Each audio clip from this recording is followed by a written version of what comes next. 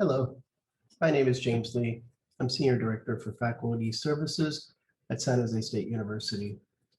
Today, I'm going to be talking with you about how to prepare your dossier for retention, tenure, and promotion review in our eFaculty system so that you can get the best review possible for the success that you've had since joining San Jose State University. San Jose State very clearly values rewarding faculty for their productivity and for their achievement. So to help you with gathering material for your dossier and inserting that into your Faculty 180 interface, I'm going to refer you to a couple of places so that you can get further help after reviewing the material here. The first and most important guide I'm going to point you to is the What Goes Where guide that is available on the University Personnel website.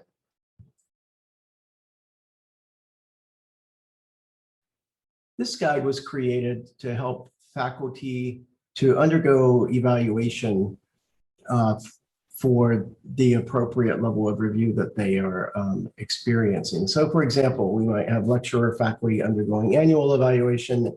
We also have tenure line faculty undergoing mini review or post-tenure review. So there are different components to this guide for each type of review. The one that we would be most interested in here is the one called Overview of Probationary and Tenured Faculty. And there's a discussion of the review that tenured faculty and probationary faculty must undergo in order to have proper evaluation. And then after that chapter and this discussion, there is another part called Faculty Activity Reporting and eFaculty, Creating the Dossier. So I want you to go to look at parts 4 and parts 5 of the What Goes Where guide to get a more robust understanding of where material goes in eFaculty and what are the best practices for getting the material into eFaculty. Every review is accomplished on a timeline. So there is a calendar for each type of review, and for retention, tenure, and promotion, there is an academic year-long calendar that is published by UP Faculty Services every summer that sets the official timeline for retention, tenure, and promotion reviews. So I'm going to click on the static link for that calendar. What you're going to see is that the calendar for 2020, 2021 is still up, and that's because that calendar is still active. We haven't yet made it to distribution of decision letters, which comes to us on June 1.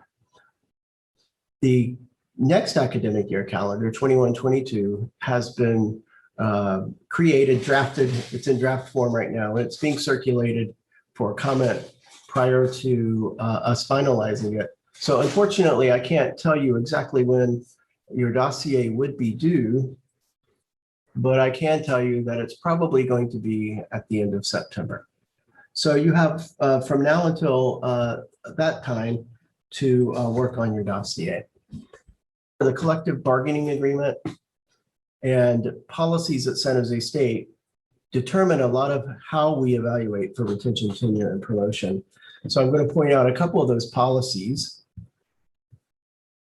S15-7 establishes the procedures for how we conduct our evaluations and the timing of those procedures. It covers mini review, which is periodic evaluation of probationary faculty, and it covers retention, tenure, and promotion review, which is a performance review for job status, for getting permanency in employment, and for moving up in ranks. We also have teaching related policies, which give instructions to reviewers as to how to evaluate teaching Also regulates the use of student opinion of teaching effectiveness. So I've noted several policies here, but the F12-6 is the primary policy guiding how we evaluate teaching at San Jose State. And so everyone going up for retention, tenure, or promotion really ought to read those policies so they understand what reviewers are expected to do, and they can frame their material in ways that are consistent with what reviewers would be expected to see. But it also gives them guidance on whether they're allowed to remove a student evaluation. The final policy is S15-8, and that is the policy that establishes criteria for advancement. Basically, as reviewers review files, they're asked to rate the professors in 3 areas of professional responsibility. The first is academic assignment or teaching. Most tenure-line faculty are teaching classes, but librarians and counselors aren't assigned teaching, so they have other academic assignments. The second area is service to the discipline and to the community. And the third area is research, scholarship, and creative achievement, often called RISCA on this campus, RSCA. So evaluators will judge each of those areas independently, and then they will choose on a rubric a level of accomplishment.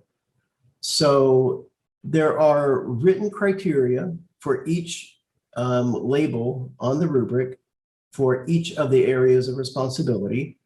And faculty reviewers and deans and administrators will be looking at the dossier and asking, how well does this dossier reflect the descriptions of these levels of achievement?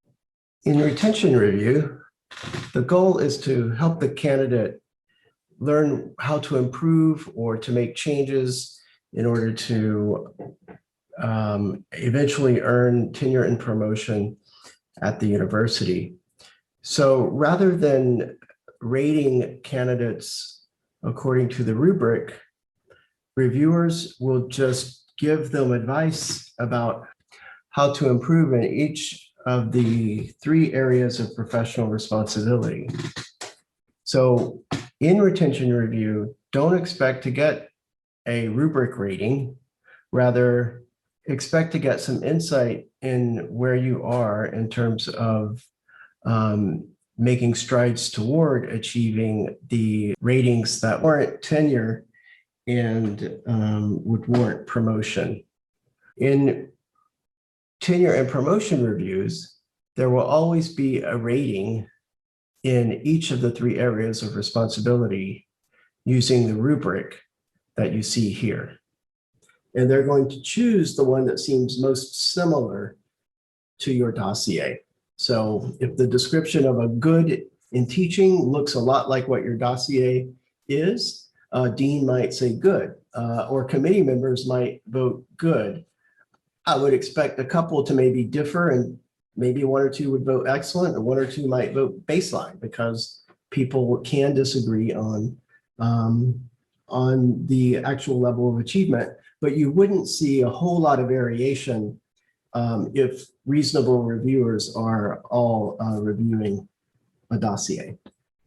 So just keep in mind that you're going to be rated on each area of professional responsibility on this rubric. When will you need to submit a dossier for RTP? Well, according to the timelines and policies at San Jose State University, we evaluate faculty, well, every year until tenure. And there are 2 types of review that they will undergo until tenure. One is called a periodic evaluation. The other is called a performance review. Periodic evaluations are usually time delimited, short period of time, and involve only your department and your dean's office. A performance review, on the other hand, captures all accomplishments since appointment or since last promotion, and The dossier runs from department all the way up to the president's office. So there are multiple levels of review, and there are much higher stakes in RTP or retention review than there are in the periodic evaluations, or what we call mini review. So at any rate, in service year 1 and service year 2, faculty would undergo mini review. Then there would be the large review for retention in year 3. In year 4 and 5, there would be mini review again. And then in year 6, it's all on the line. Tenure and promotion will be reviewed on the prior years since you were appointed at San Jose State, or if you had service credit since the service credit start date, which is 1 or 2 years prior to the first duty day of your appointment fall semester. So evaluators will look at a comprehensive set of material in year 3 and year 6, unless you came in with service credit. If you came in with 1 year of credit, you'll have retention review in year 2 of being here, and then in year 5 of being here. If you got 2 years of credit, then you will experience retention in year 2 of being here and in year 4 of being here.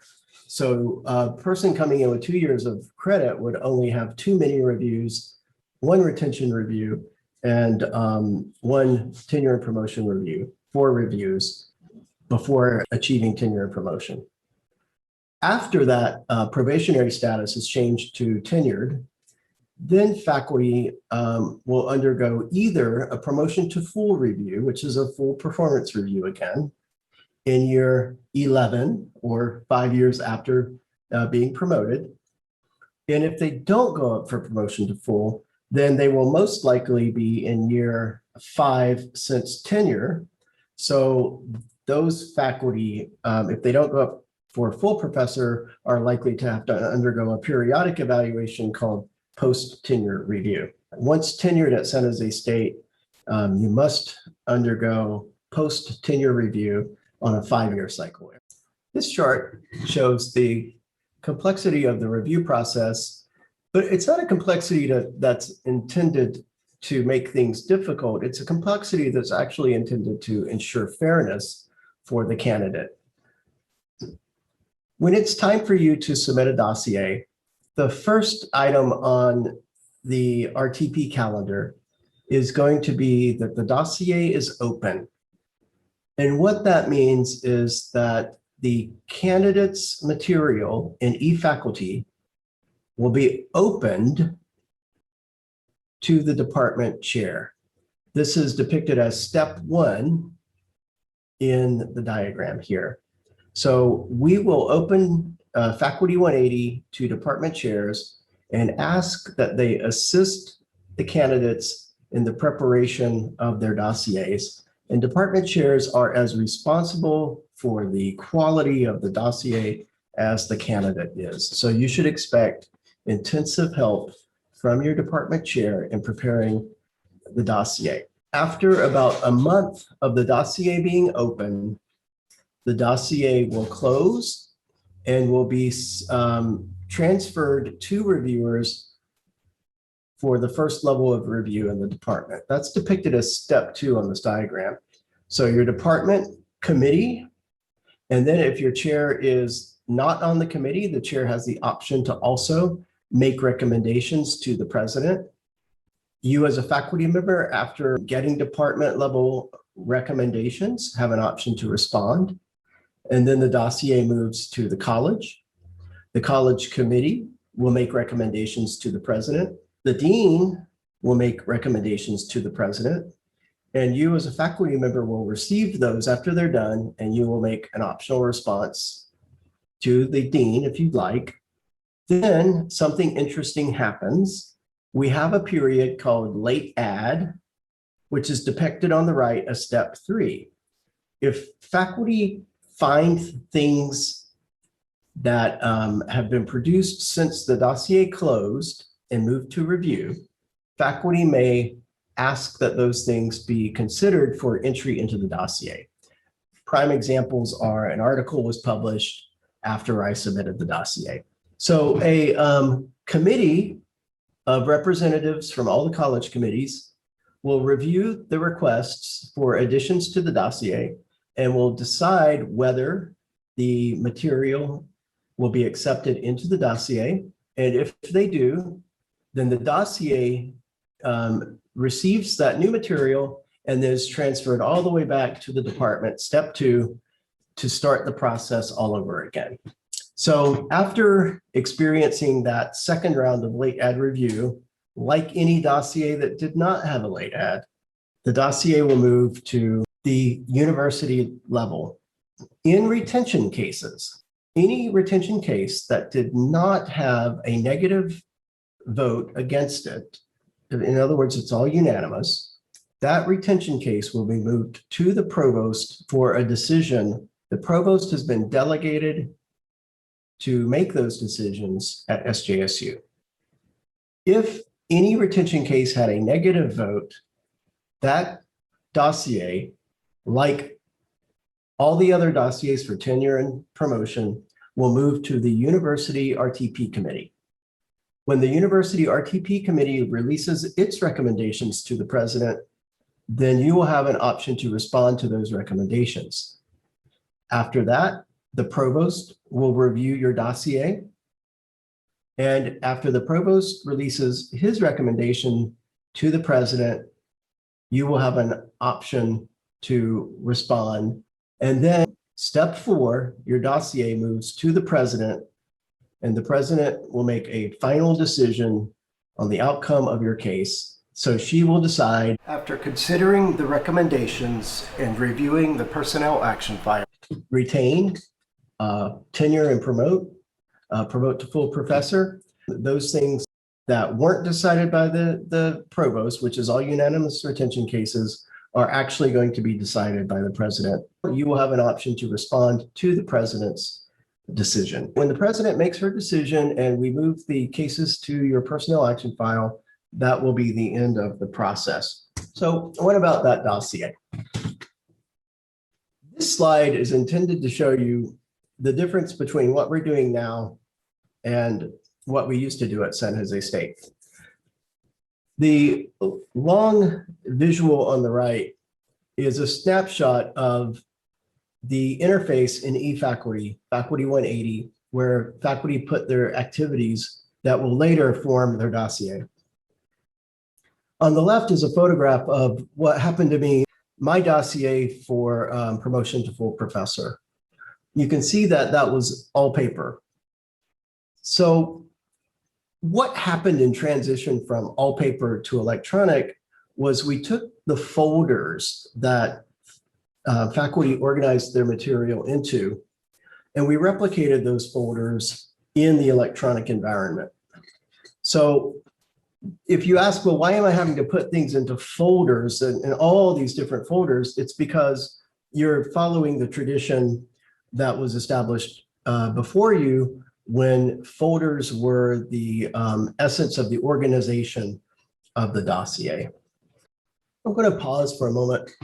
I'm going to open eFaculty, and we're going to look at the activities folders in which you will be putting material, and we'll discuss some strategies for some of those activities folders. There's a way of organizing material in each folder that is duplicative across the different folders. But I will say that you should think about this once again as teaching or academic assignment, service, and research, scholarship, and creative activities. That's the organizational scheme that the activities folders will follow. This concludes the first part of our 2-part series on preparing dossiers for RTP in eFaculty. We hope this video was helpful to you. Please contact us if you have any questions. And also, please join us for part 2 of this series on uploading documents for RTP in eFaculty.